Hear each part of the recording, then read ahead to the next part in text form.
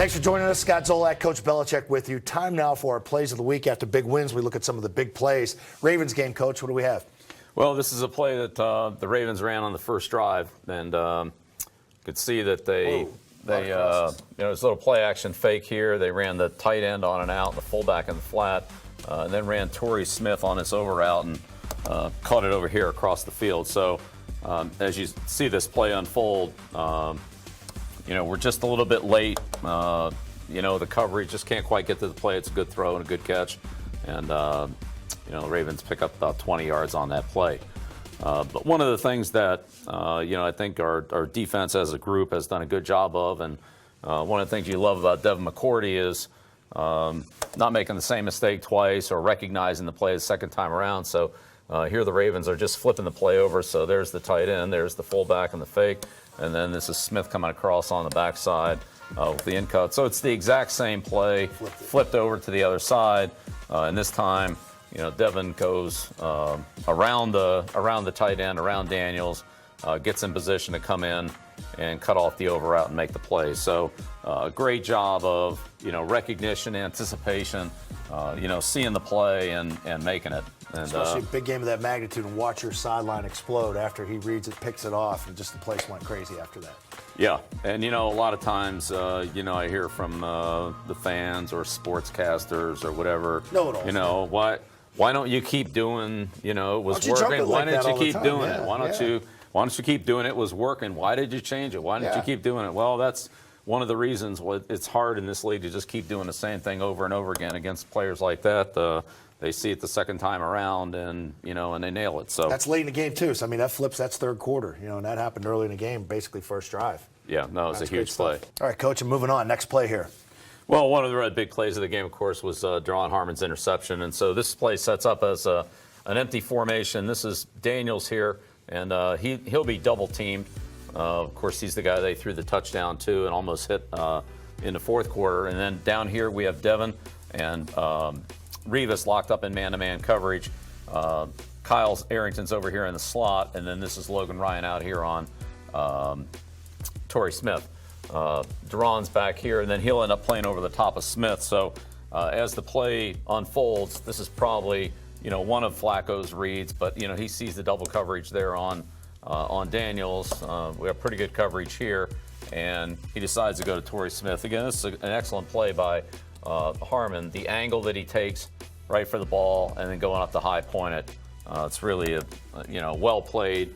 Something that Coach Flores and the safeties worked on very hard this week. The deep balls, the angles, the high point in the ball, taking it away from the receiver, and there it is, well played and well defended. There's really nobody else to throw to, at least immediately, and so he takes a shot down the field. He doesn't really commit to until Joe releases the ball. If he commits early, Joe's going back the other way. Right. So it's a nice job with the hips. Here's the same play from the end zone. I think get a good look at what Harmon's seeing.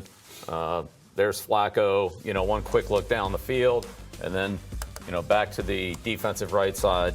And Deron gets a great break on the ball, goes up and high points it. The angles for the safeties, taking the proper angle, the right landmark, and getting to the spot of the throw is, so important, and did a great job of it. Sure, complimentary too. You got Jamie Collins with some nice pressure where he spins back outside, and it's almost like Joe can't step into it. So right. A little bit helps. All right, you guys got the rock. Well, I thought this was a big play for us just to get we're down 14-0, big play to get the drive started here. This is Gronkowski up the seam, and Tim Wright on a kind of out and up on the outside off a little play fake here. So what happens on the play is after the fake, that the width that Gronkowski has and Tim Wright on the sideline, they're really on different levels here. Puts a lot of stress on the corner, and then the free safety, Will Hill, is working back to the middle of the field, trying to deal with the seam over here to Edelman's side. So we have the field pretty well stretched. Again, this is a key part of the play here is LeGarrette coming out and getting through the line of scrimmage, forcing the linebacker to come and take him on that check down. And then, that opens up the space for Rob down there on the seam. Had the corner closed a little bit tighter on this seam route, then we'd have a chance to hit Tim Wright down the sideline there. So it's kind of a 2-on-1 fast break there on the corner with a good positioning here by the back by LeGarrette to force the linebacker to take the check down, open up the space there. Nice job, Tom, stepping up too. And it's almost like you wanted to give him the ball so much quicker. Yeah. It opens up. You're like, oh my God, I got to get it to 87 there. Yeah, well, I think Tom's eyes always light up when Rob comes open. And, this is a big play in the game for us, too. Amendola working a quick out route here on Elam. And, he makes the catch for a couple-yard gain and spins out of the tackle. One of the things you really love about LaFell, I love coaching him, is, this type of play right here where he sees Stewart coming over to make the tackle. He's got Melvin kind of, blocking Melvin, but he sees Stewart flying over there, and he just comes off and nicks him so that Danny can get into the end zone. A heads-up play, a smart play, play that honestly most receivers aren't really looking to make. But, he's not only blocking his guy, but now he sees a more dangerous guy coming and takes care of him so Danny can get into the end zone. This is a big play for us, a good catch and run play. And, the big play from Amendola. It's not a one-game thing either. It seems like every week we're talking about that with Brandon, too, whether it's a slip screen to Julian, the stock blocking, 8 yards down. You really don't see it. It doesn't add up on the stat sheet, but that's a great play. All right. Well, down by 7, late in the third quarter. Got the ball at midfield after a first down. And this is the play with, with Edelman going in motion. And the Ravens kind of swing the coverage here. So Levine, who's usually the nickel back, swings back to the middle of the field. Hill rotates down, and Stewart's going to come off the wide side of the field here with a blitz. So one of the keys to this play is Solder. Solder does a good job here of throwing the cut block on Suggs to get his hands down so that there's a clear path for the ball there. Normally we're throwing the ball at like this type of an angle, but with this lateral, having that lane and having the no hands up so the ball doesn't get tipped, because now it'd be a free ball if it got tipped there. That's really a key part of the play there for Solder, and so he throws it out here to Edelman. Rob's got the force guy, but as you can see, Will Hill's coming from pretty far deep, and he's really no threat to get there.